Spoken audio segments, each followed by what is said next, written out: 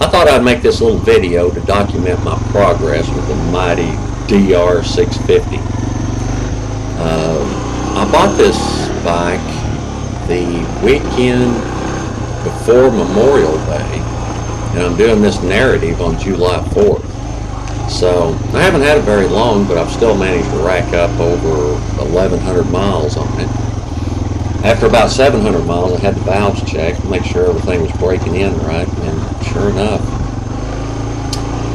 they were right on, which is no surprise considering how easy it started and how well it ran.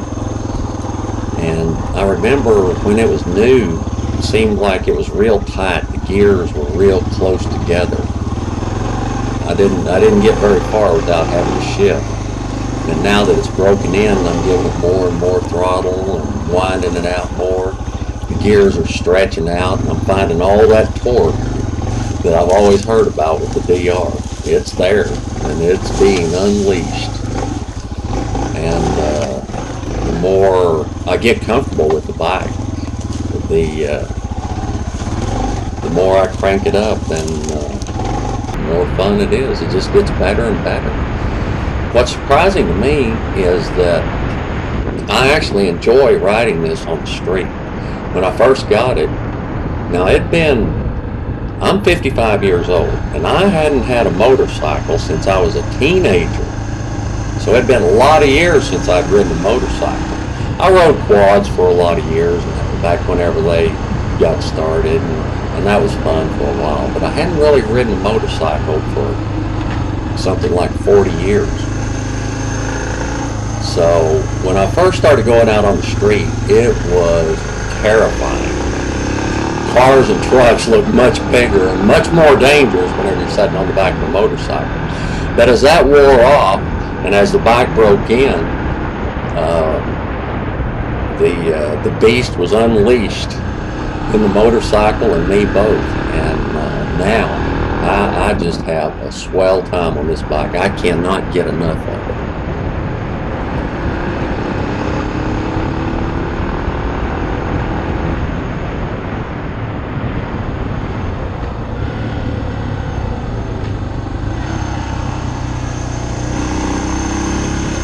I really love this DR. If someone was to ask me what would be a good motorcycle to start with, I would tell them get a DR, and for a lot of reasons. One being, it's a design that's been around for a long time.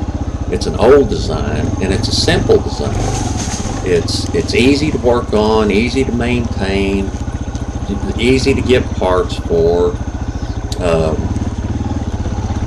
Lots of people love DRs. They're everywhere, and they're versatile, very versatile. If you want to go off-road, fine. If you want to go on-road, fine. Like with me, at first I thought I would be doing more off-road riding. I wanted to off-road.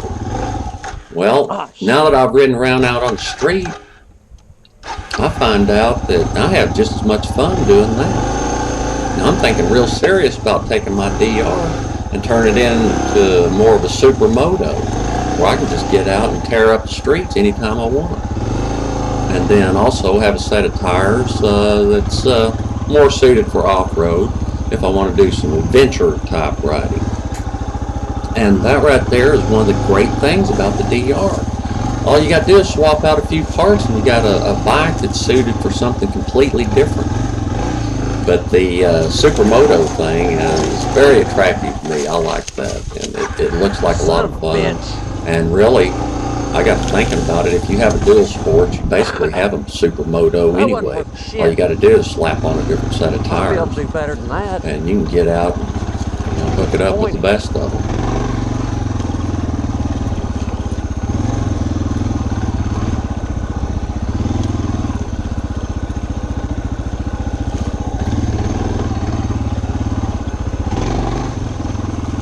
One thing I found out about motorcycles is they're like a lot of other hobbies. They can sure be expensive in the beginning. Now, here I started out, I bought a brand new motorcycle. It didn't take long before I needed some upgrade parts. I needed a skid plate, I needed case armor, Brush guards. Needed that so I could go out and trail ride a little bit. Damn. And Jungle. of course, while I was doing all that and getting used to the bike, I was also watching other people's videos and all the parts they've added to their bikes. And I learned about Pro Cycle and all the goodies they have to offer. Can't see shit. And then I started finding out about riding gear and how big a deal that is. And so between getting a new bike, getting all the upgrade parts that I want, getting riding gear, and getting action cameras, I'm probably going to end up spending $10,000 on this new hobby. But I got a feeling it's going to be worth every penny.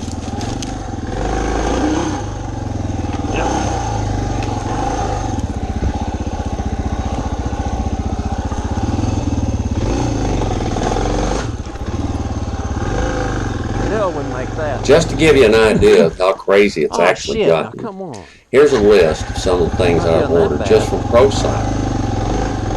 I started out with case armor and a matching skid plate, along with a case saver, brush guards. My big size 13 feet wouldn't fit under the shifter, so I ended up having to get drop down peg mounts. I ordered a Cogent DDC fork kit just to make the front end handle better. K&N air filter, the one that's supposed to last for a lifetime. Better fuel filters, fly handlebars, new grips, a Leo Vance X3 Enduro muffler. It's supposed to make it sound really sweet. A Pro Cycle jet kit, just because I might need more horsepower someday. And other stuff.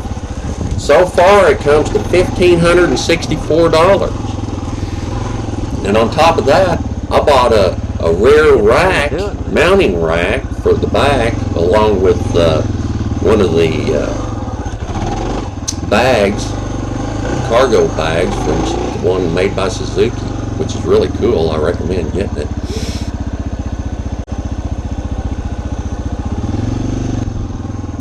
And that's not the end. I'd still like to have another set of wheels, so I can have a set of wheels and tires just for supermoto.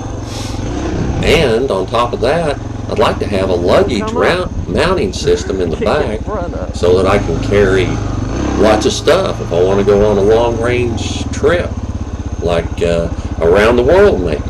Who knows? Oh, fuck. Well, I made it. Guess that's